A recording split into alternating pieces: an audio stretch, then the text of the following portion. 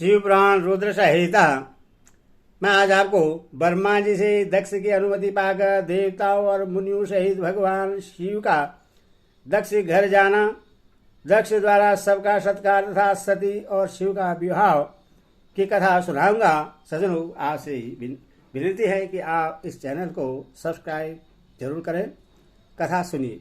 ब्रह्मा जी कहते, नारद दर्भ हिमालय के कैलाश शिखर पर रहने वाले परमेश्वर महादेव शिव को लाने के लिए प्रसन्नता पूर्वक उनके पास गया और उनसे इस प्रकार बोला, वृषध्वज, सती के लिए मेरे पुत्र दक्ष ने जो बात कही है उससे सुनिए, और जिस कार्य को वे अपने लिए असाध्य मानते थे उससे सिद्ध हुआ ही समझे। दक्ष ने कहा है कि मैं अपनी पुत्री भगवान शिव के ही हाथ में दूंगा, क्योंकि उन्हीं के लिए यह उत्पन्न हुई है। शिव के साथ सती का विवाह हो, यह कार्य तो मुझे स्वस्थ ही अभिष्ट है। फिर आपके भी कहने से इसका महत्व और अधिक बढ़ गया।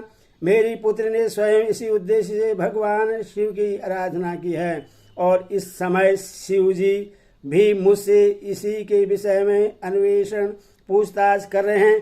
इसीलिए मुझे अपनी कन्या अवश्य ही भगवान शिव के हाथ में देनी है। विधाता, वे भगवान शंकर शुभ लग्न और शुभ मुहूर्त में यहाँ पधारे हैं। उस समय मैं उन्हें शिक्षा के तौर पर अपनी यह पुत्री दे दूंगा। वृषध्वज, मुझसे दक्ष ने ऐसी बात कही है, अतः आप शुभ मुहूर्त में उनके घर चलिए और सती को ले आइए। मुने, मेरी यह बात सुनकर भक्त वत्सल रुद्र लौकिक गति का आश्रय ले हंसते हुए मुझसे बोले, संसार की सृष्टि करने वाले ब्रह्मा जी, मैं तुम्हारे और नारद के साथ ही दक्ष के घर चलूंगा, अथवा नारद का स्मरण करो। अपने मरीच आदि मानस पुत्र को ही बुला लो। विधे, मैं उन सब के साथ दक्ष के निवास स्थान पर चलूंगा। मेरे पादर्शी भी मेरे साथ रहेंगे। नारद लोकाचार्य के निर्वाह में लगे हुए भगवान शिव के इस प्रकार आज्ञा देने पर मैंने तुम्हारा और मरीचि आदि पुत्रों का भी स्मरण किया। मेरे याद करते ही तुम्हारी साथ मेरे सभी मानस पुत्र मन में आदर की भावना ले शीघ्र ही वहां आ पहुंचे। उस समय तुम सब लोग हर्ष से प्रफुल्लित हो रहे थे।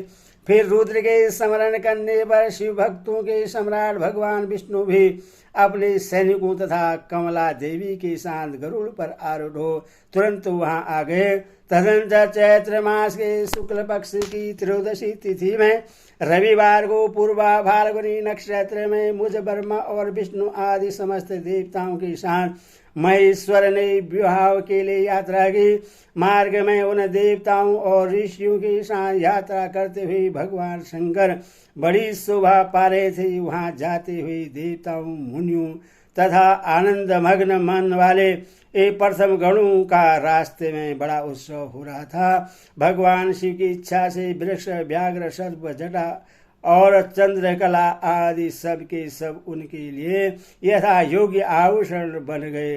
तदनंतर वेग से चलने वाले बलवान बलिवर्द नंदिकेश्वर आरूढ़ हुए महादेव जी श्री विष्णु आदि देवताओं को साथ लिए क्षण भर में प्रसन्नता पूर्वक दक्ष के घर जा पहुंचे। वहां विनित चित्त वाले प्रजापति दक्ष समस्त आत्मीय जनों के साथ भगवान शिव की अगवानी के लिए उनके सामने आए। उस समय उनके समस्त अंगों में हर्षजनित रोमांच हो आया था। स्वयं दक्ष ने अपने द्वार पर आए हुए समस्त देवताओं का सत्कार किया। वे सब लोग सुरश्रेष्ठ शिव को बैठाकर उनके पार्श्व भाग में स्वयं भी मुनियों के साथ क्रमशः बैठ गए। इसके बाद दक्ष ने मुनियों से समस्त देवताओं की परिक्रमा की और उन सब के साथ भगवान शिव को वो घर के भीतर ले आए। उस समय दक्ष के मन में बड़ी प्रसन्नता थी। उन्होंने सर्वेश्वर शिव को उत्तम आसन देकर स्वयं ही विधि पूर्वक उनका पूजन किया।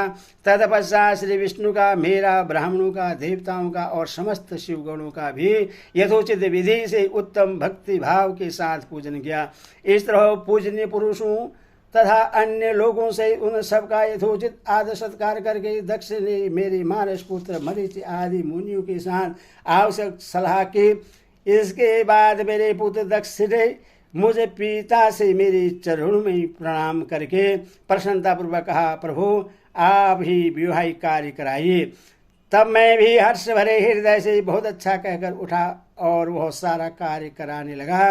तदंतर ग्रहों के बल से युक्त शुभ लग्न और मुहूर्त में दक्ष ने हर्षपूर्वक अपनी पुत्री सती का हाथ भगवान शंकर के हाथ में दे दिया।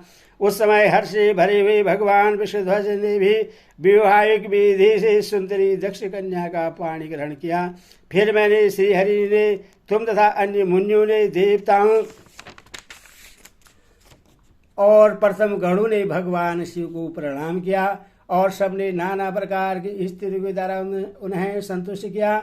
उस समय नाच गान के साथ महान उत्सव मनाया गया। समस्त देवताओं और मुनियों को बड़ा आनंद प्राप्त हुआ। भगवान शिव के लिए कन्यादान करके मेरे पुत्र दक्ष कृतार्थ हो गए। शिवा और शिव प्रसन्न हुए और सारा संसार मंगल का निकेतन बन गया। ओम नमः शिवाय।